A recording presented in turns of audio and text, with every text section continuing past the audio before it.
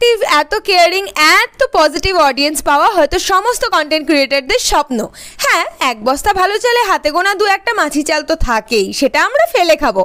যাই হোক, আমার দিদি সম দর্শকেরা দীর্ঘদিন ধরে আমার স্কিনের যত্ন নেওয়ার জন্য বারংবার মনে করিয়েছেন, তাই আজ বসে পড়লাম নিউডের 30 মিনিট DIY ফেসিয়াল কিট নিয়ে ঝটপট ত্বকের যত্ন সেরে ফেলতে।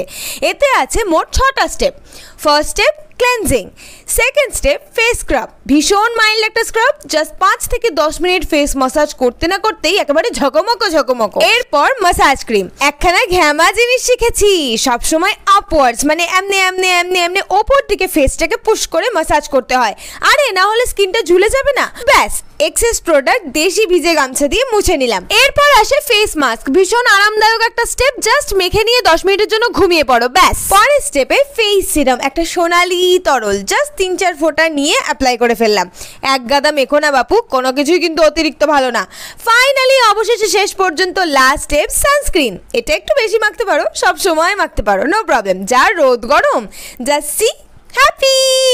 নিজের জন্য মাঝে মাঝে এরকম সময় বের করতে ভালোই লাগে। আফটার অল নিজের সাথে নিজের কাটানো মুহূর্ত, ইটস স্পেশাল।